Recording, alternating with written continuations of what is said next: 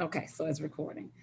So first, I wanted to real quick recap why we're doing this, why we're meeting. And we're meeting here every week, and we're studying the lessons in A Course in Miracles so that we can deprogram our mind that has been programmed into egoic consciousness to take us back to love, to the vibration and the truth of love.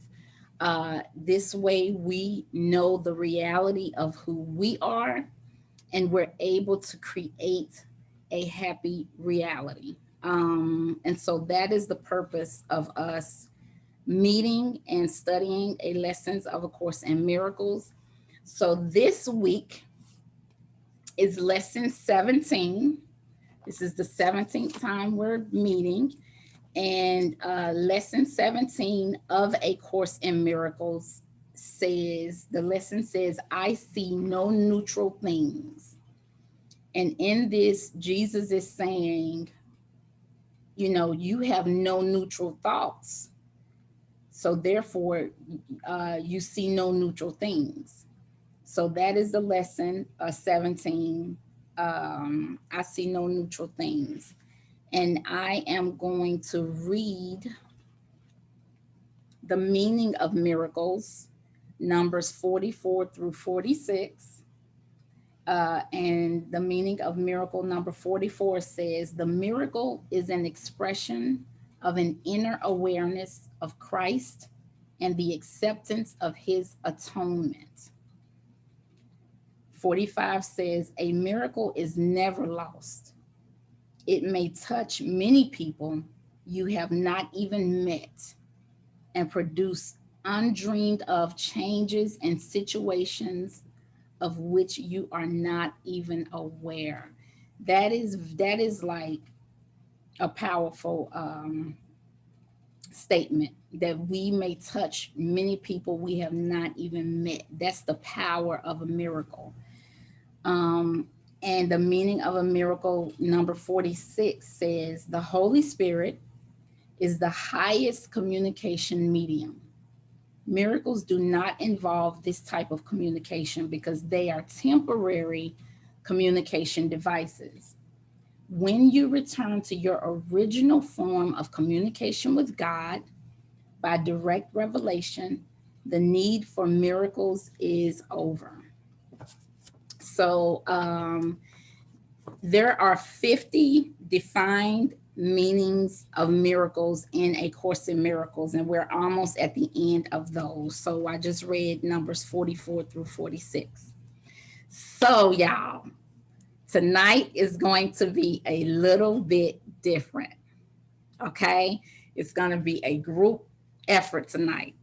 So, when I'm going to be asking some questions, and I want y'all to unmute yourselves every now and then when you have something to offer to answer the questions.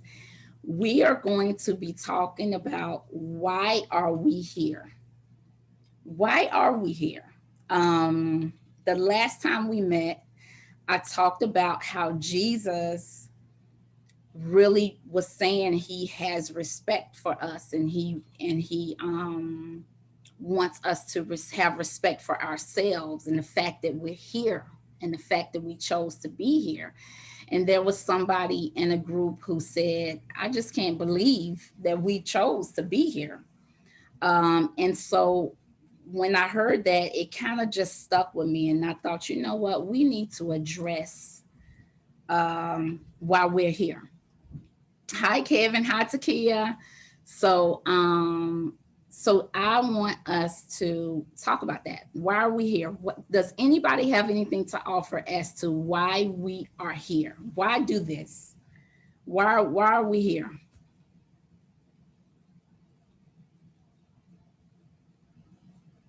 Why do y'all think we're here? Why do you think we are here? Living in these bodies. Nobody has anything to offer.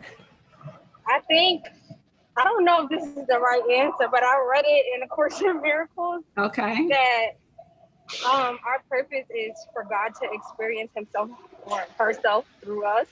Girl, you got it. You got it. Oh Yes, yes, yes. snap! Because we say that we're God, right? So if we say we're God, if we're God, then why would we have a need to learn anything? A lot of people feel like we're here to learn lessons, but we say we're God. And what's up with that? Like, how does that work? How are we God? Like, I say that, and we know that within this group, and I will tell that to people, and they just grow silent because a lot of times it's the first time they've ever heard it. We don't grow up hearing that, right? So, uh, so let's. I love that answer, Takia. So let's go to conversations with God. Let's hear it straight from God's mouth. And Kevin, you got this book too. Kevin has conversations with God as well. So we all know my love affair with conversations with God. So I am going to start. I'm going to be reading from pages 21 through 28. And so God has a very lengthy explanation as to why we are here, what we're doing here, how this whole thing came about. And it's so very exciting, y'all. So he, every now and then, with his conversation with Neale Donald Walsh, checks in to say, are you still with me? You still with me? So that's what I'm gonna do with y'all. I'm gonna check in every break to make sure we are on the same page because God says a lot. So I'm going to start on page 21 of Conversations with God. I'm reading from book 1. And so Neale says, there are those who say that life is a school, that we're here to learn specific lessons, that once we graduate, um, we can go on to larger pursuits, no longer shackled by the body. Is this correct? And so God says it is another part of your mythology based on human experience. And Neale is like, life is not a school. And God says no. And he says, we're not here to learn lessons. And God says no. And then he says, then why are we here?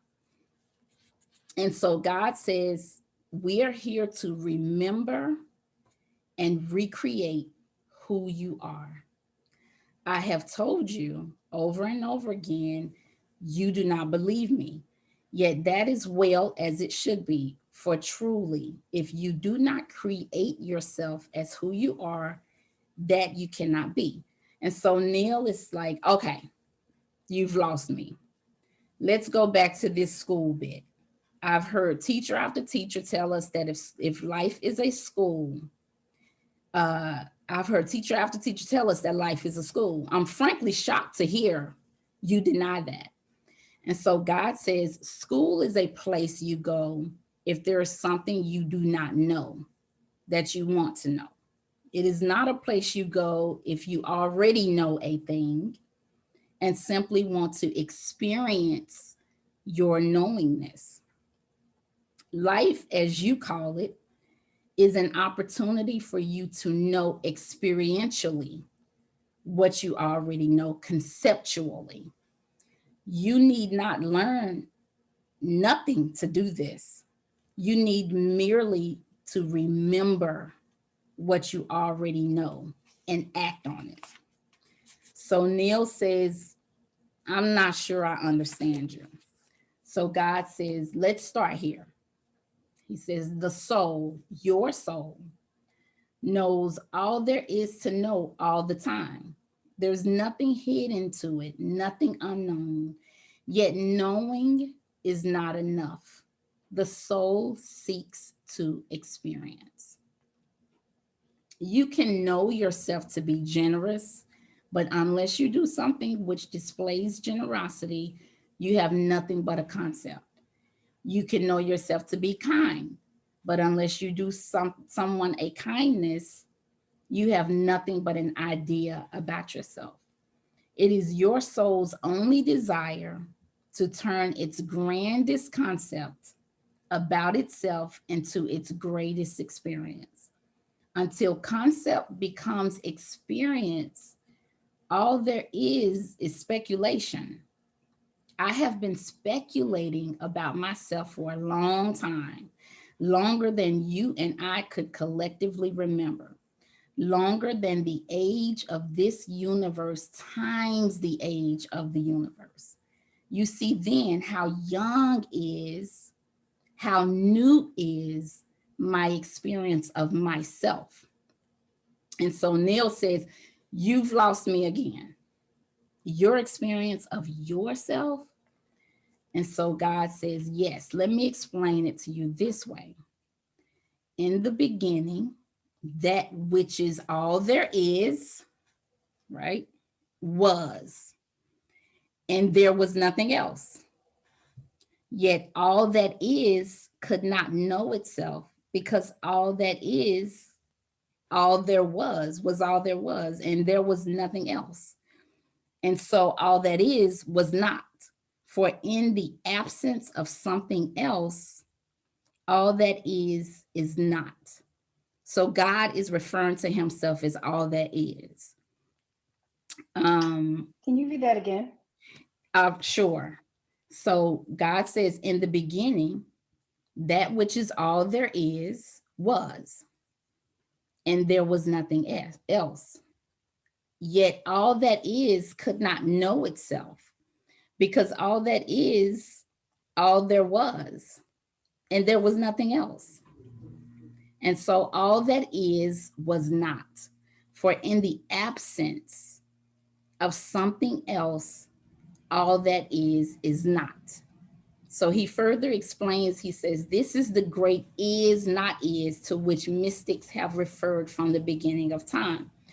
Now, all that is knew it was all there was, but this was not enough, for it could only know its utter magnificence conceptually, not experientially.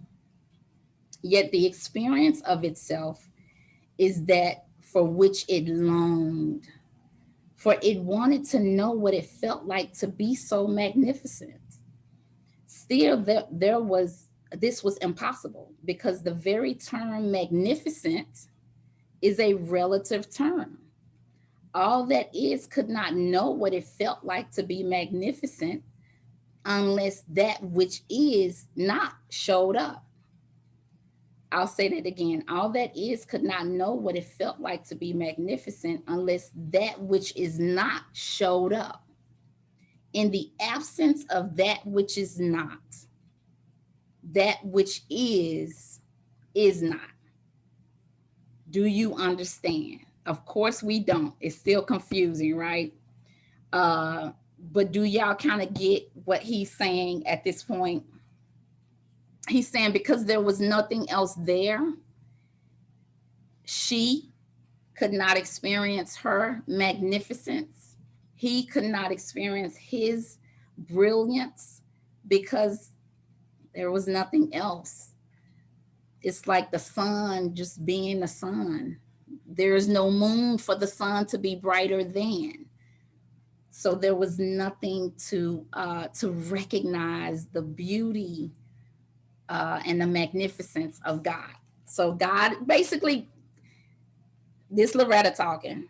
God was in the beginning, and God was like, what's up? It's just me, right?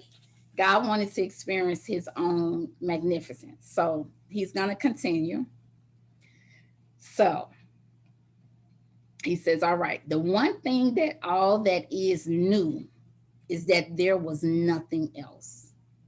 And so it could and would never know itself from a reference point outside of itself. Such a point did not exist. Only one reference point existed, and that was the single place within. The is not is, the I am not am. Still, that all of everything chose to know itself experientially. This energy This pure, unseen, unheard, unobserved, and therefore unknown by anyone else energy chose to experience itself as the utter magnificence it was. In order to do this, it realized it would have to use a reference point within. And I love the language that God uses in this when he says, it chose to realize its magnificence. And remember how we talk about when you want something, don't say I want. Don't tell the universe you want. Tell the universe I choose. Tell God I choose this. And so God says, I chose to experience myself as the utter magnificence I was. So it reasoned quite correctly that any portion of itself would necessarily have to be less than the whole, and that if it thus simply divided itself into portions, each portion being less than the whole could look back on the rest of itself and see magnificence. And so all that is divided itself, becoming in one glorious moment that which is this and that which is that. For the first time, this and that existed quite apart from each other, and still both existed simultaneously, as did all that was neither. So God is basically saying, I divided myself, and now there was a this, and now there was a that.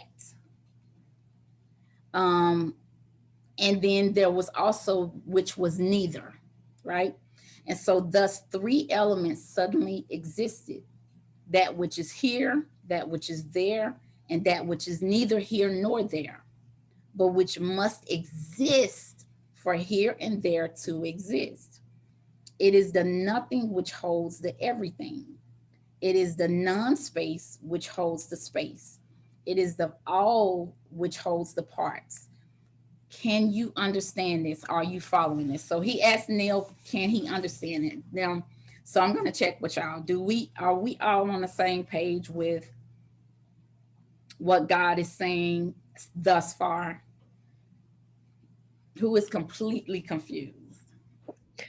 I'm not completely confused, but I guess the analogy that I'm thinking about and I'm is that for someone, for example, if someone were living a certain way and they're used to the way that they live, they don't necessarily know what can be better. So what was what it was because it didn't know what else was out there. Did I understand that correctly? So it's almost as if, okay, so Deshauna, you're this beautiful woman, right? You're the only being that exists in the entire there is nothing else. There's nothing but Deshauna. And you know you're beautiful. You know you are God. But who else is around to acknowledge your beauty, your magnificence? Nobody, right? And so that's how God was. This isn't even about good or bad or anything like that. It was just like in the beginning, just like the Bible says, in the beginning, there was God. And so it was like, there's no, he wanted relationship, he wanted companionship, he wanted, she wanted her magnificence to be acknowledged, to be recognized, right? And so the solution that the all that is came up with was to divide itself into many parts. So I'm gonna continue because there's so much more. So So he checked in with Neale, and Neale said, I think I'm actually good. Believe it or not, you've used such a clear illustration that I think I'm actually understanding this. So God says, I'm going to go further. Now, this nothing, which holds the everything, is what some people call God, right? It's pretty much the energy that holds all of us together, right? Yet that is not accurate either, for it suggests that there's something God is not, namely everything that is not, nothing. But I am all things, seen and unseen. So, this description of me as the great unseen, the no thing or the space between, and essentially Eastern mystical definition of God is no more accurate than the essentially Western practical description of God as all that is seen. So basically, God is saying, I'm not all that is seen or unseen. I'm the all of it. I'm the all of it, right? So he's saying, he says, those who believe that God is all that is and all that is not are those whose understanding is correct. So he continues, he says, now in creating that which is here and that which is there, God made it possible for God to know itself. In the moment of this great explosion from within, God created relativity, the greatest gift God ever gave to itself. Thus, relationship is the greatest gift God ever gave to you, a point to be discussed in detail later. From the no thing, thus sprang the everything, a spiritual event entirely consistent, incidentally, with what your scientists call the Big Bang Theory. As the elements of all raced forth, time was created, for a thing was first here, then it was there, and the period it took to get from here to there was now measurable. Just as the parts of itself which are seen began to define themselves relative to each other, so too did the parts which are unseen. God knew that for love to exist and to know itself as pure love, its exact opposite had to exist as well. So, y'all ready? So, God voluntarily created the great polarity, the absolute opposite of love, everything that love is not, what is now called fear. In the moment fear existed, love could exist as a thing that could be experienced. It is the creation of duality between love and its opposite, which humans refer to in their various mythologies as the birth of evil, the fall of Adam, the rebellion of Satan, and so forth. Just as you have chosen to personify pure love as the character you call God, so you have chosen to personify abject fear as the character you call the devil. Some on earth have established rather elaborate mythologies around this event, complete with scenarios of battles and war, angelic soldiers and devilish warriors, and the forces of good and evil, of light and dark.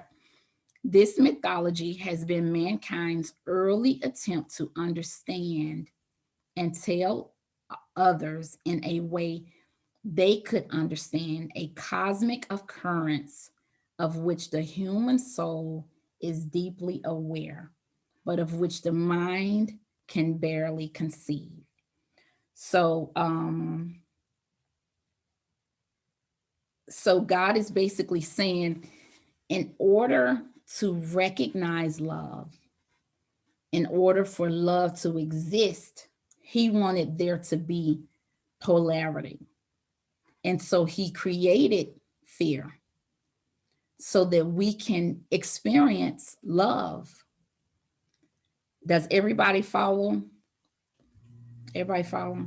Is anybody confused on that? Yes, I follow.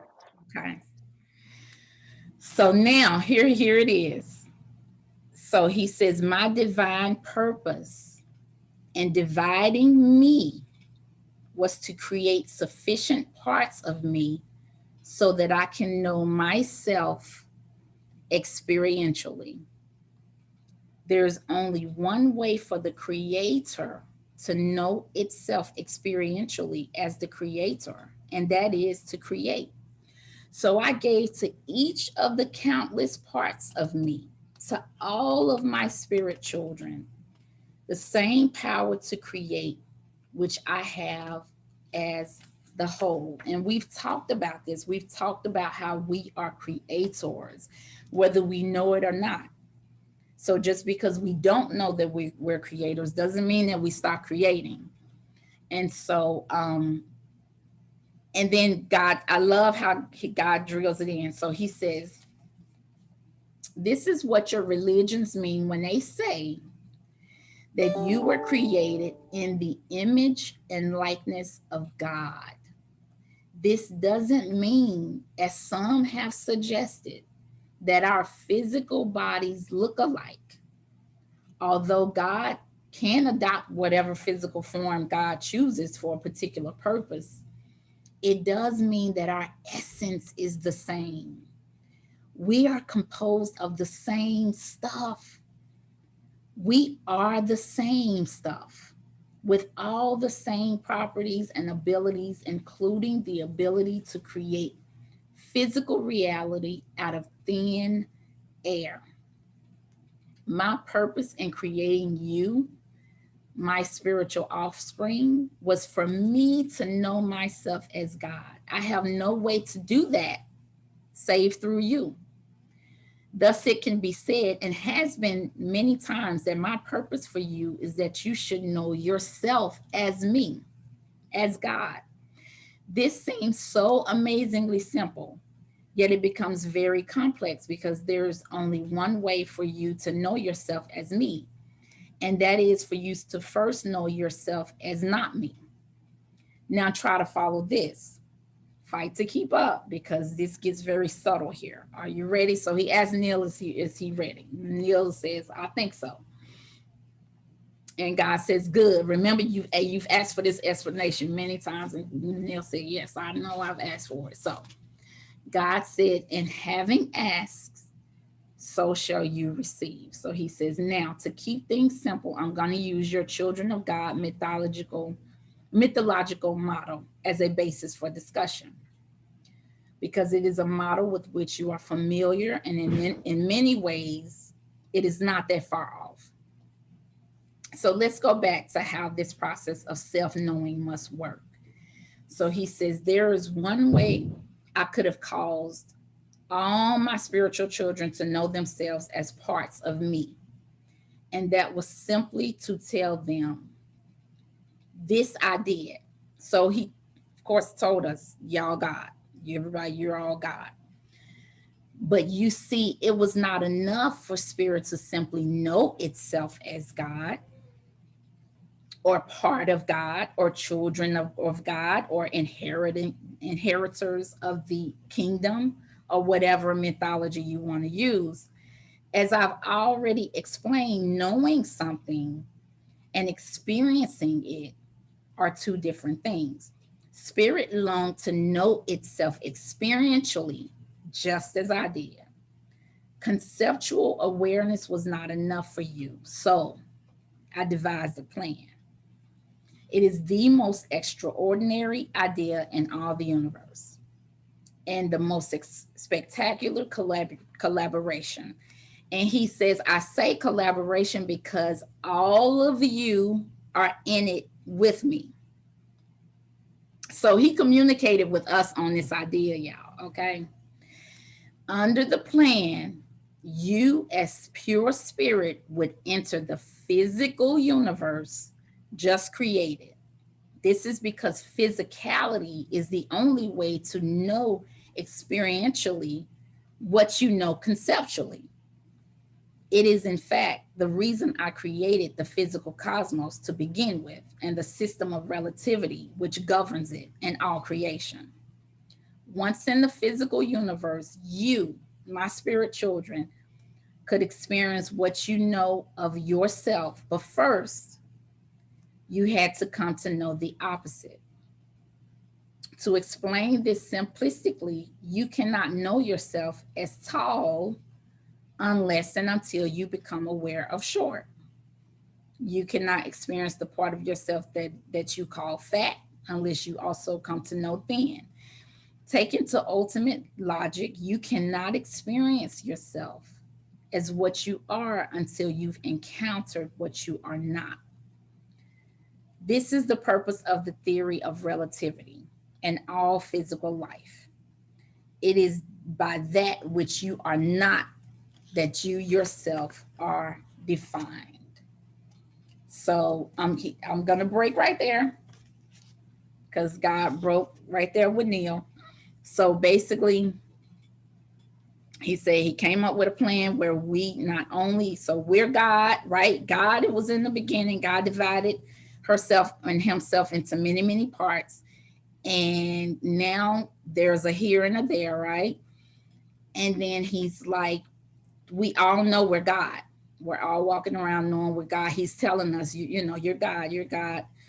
But we had the same longing that God had to experience ourselves as God experientially and not just to know it, right? It's almost like somebody, we've never eaten ice cream and somebody's like, man, you just got to try it. It's cold, it has flavor, it melts on your tongue. And we're like, ice cream, ice cream. And we can conceptually try to experience it through those person's words, but we want some ice cream ourselves. We want to know how that feels. So that's how we were as spirit. We wanted to experientially be God, experience and create. So, okay. So now God continues, and we're almost done. So he says, of course, there's no way for you to not be who and what you are. You simply are that pure creative spirit, have been always and always will be. So you did the next best thing. You caused yourself to forget who you really are. So we said we will forget that we are God once we come into this physical form. He says, upon entering the physical universe, you relinquish your remembrance of yourself.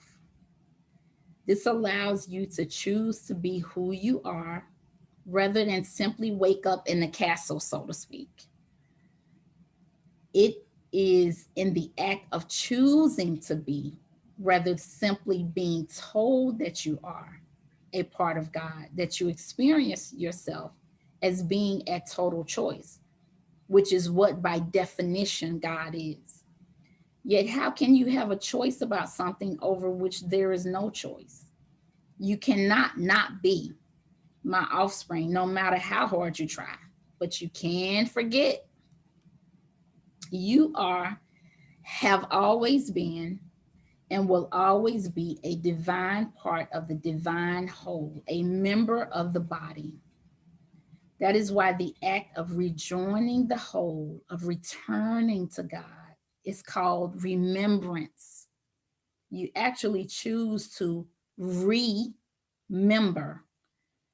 who you really are, or to join together with the various parts of you to experience the all of you, which is to say, the all of me.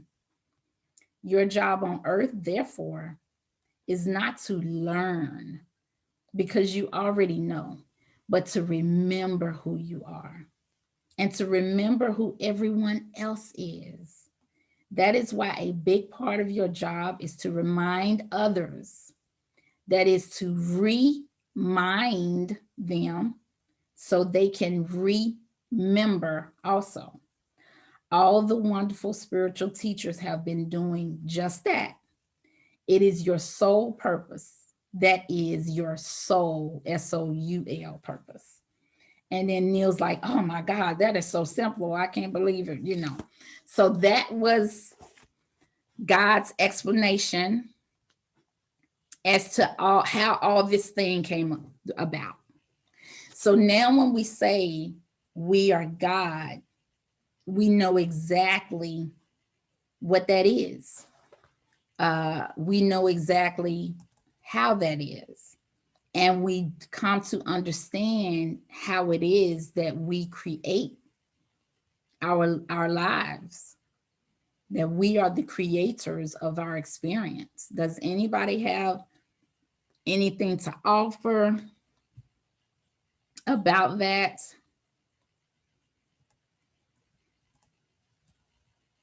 So so if anybody has anything to say, just unmute yourself. So I was listening to this channeling from Jesus, and he kept saying, you are all here on purpose. You are all here on purpose.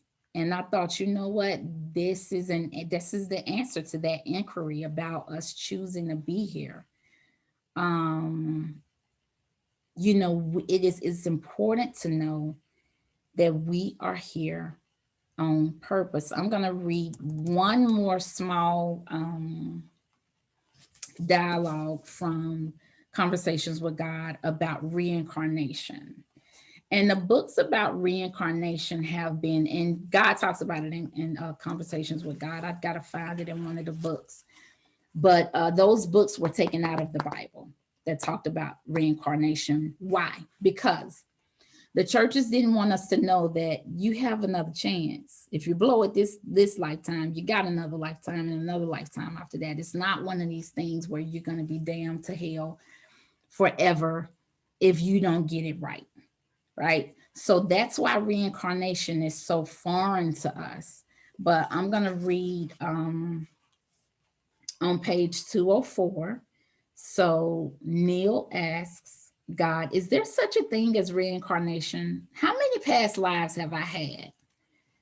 What was I in them? Is karmic debt a reality?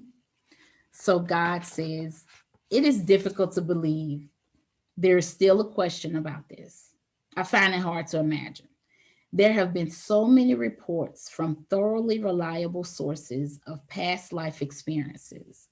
Some of these people have brought back strikingly detailed descriptions of events and such completely verifiable data as to eliminate any possibility that they were making it up or had contrived to somehow deceive researchers and loved ones. He says, you have had 647 past lives since you insist on being exact. This is your 648. You have everything, and you were everything in them. You were a king, a queen, a serf, a teacher, a student, a master, a male, a female, a warrior, a pacifist, a hero, a coward, a killer, a savior, a sage, a fool. You have been all of it. No, there's no such thing as karmic debt, not in the sense that you mean in this question. A debt is something that must or should be repaid. You are not obligated to do anything.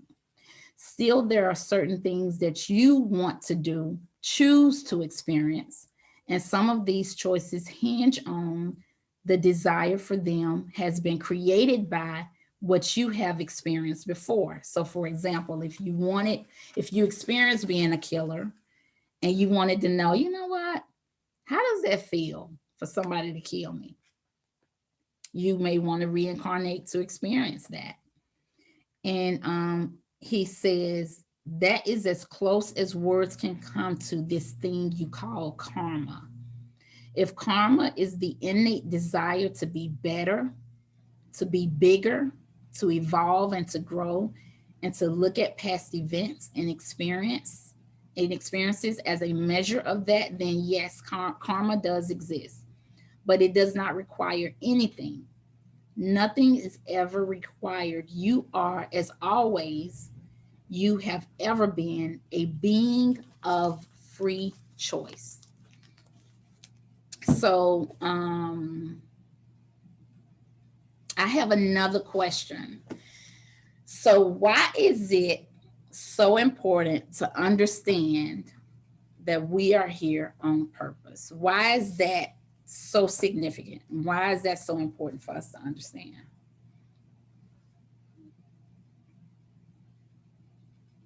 Oh, I have another way to ask this. Okay. I have another way. How does it feel, right? How does it feel to feel like you are here as a random occurrence, only as a result of two people getting together? That's why you're here. It's just two people decided to hook up, whether it was a 30-year marriage or a one night stand. That's why you're here. How does that feel to imagine that you are just a result of that? Kind So of to insignificant. Exactly. right. Exactly. Anybody else have anything? Yeah, I was gonna say the answer to your first question, like it just reminds me of how courageous we all are, to know that, we chose to be here. It's like, wow, Yes. because it's not easy. Yes. So Yes. Yes. Yes. Um, yeah, I mean, if we didn't have a choice to be here, it feels as if life just happened to you as opposed to you happening to life. It feels like you've been put upon, that you had no choice in the whole ordeal, that even as a matter of your birth, that your very existence is that of a result of someone else's choices and actions. um this is important to know, that we were with God in this decision making, because it takes us from a position of powerlessness to power, from thinking we are victims of our lives to understanding that we are active orchestrators of our lives, right down to the conditions and circumstances of our birth. Believe it or not, we reincarnate with our soul family and play different roles in order to have different experiences, to know ourselves as God.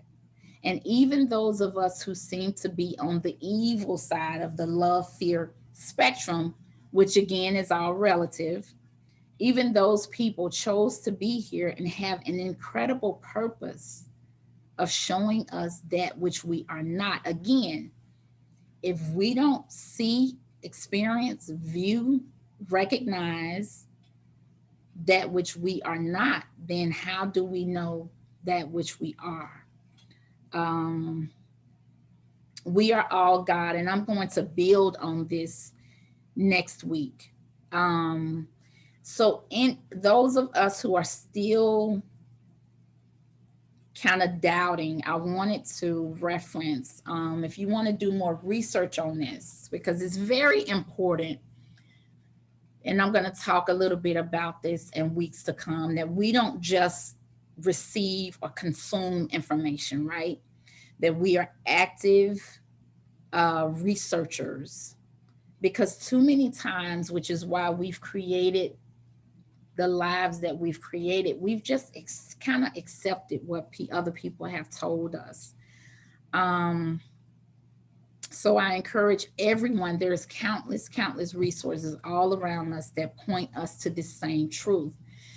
You have Dolores Cannon. I don't know if you all are familiar with her, but she was an incredible hypnotherapist. And she has written many books where she has chronicled over her lifespan the truths that her clients have revealed to her through her hypnotherapy practice. She is who taught me.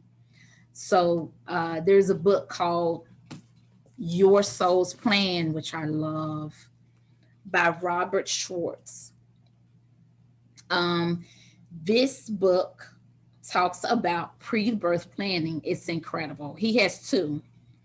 Um, and I've just been praying to the guys that he writes another one. But he talks about, it says, discovering the real meaning of the life you planned before you were born. And he talks about different situations. Like one person is deaf and blind, and they go into his or her whole soul level pre-birth planning as to why would this soul want to have this experience of being deaf and blind.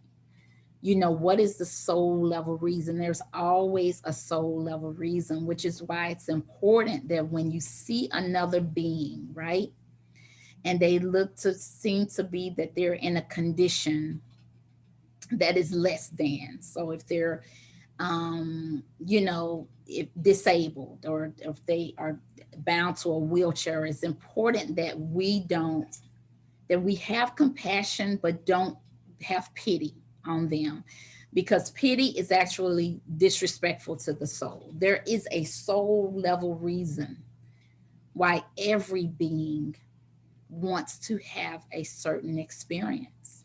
There's always a soul level reason. So this book talks about that, and it's this book is incredible, y'all. There's another book that I have by this gentleman is a doctor. He's no longer here. His body's no longer here.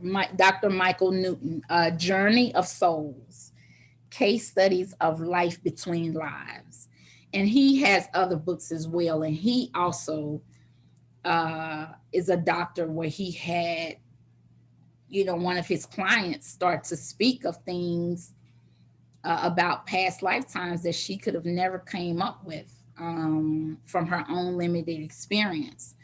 Uh, and so he started to write about this. And again, just an incredible way of just recognizing how many layers we have, y'all. How many layers we have, who we are, all that which we are. That's why nobody should ever make you feel small, no matter what your lot in life is, no matter what your income, no matter what you do for a living. There's nothing small about us. We are God. And the more you believe that, the more you create that, the more you heal yourself, and the more you heal others. I can also speak of my own experience through hypnotherapy, where my clients speak of other lifetimes, even in other realms. And it's the most magnificent thing to experience, y'all. So we are here on purpose. But as God said, we chose to forget, because if we come here already knowing that we're God, well, there will be no challenge, right? No real experiential growth.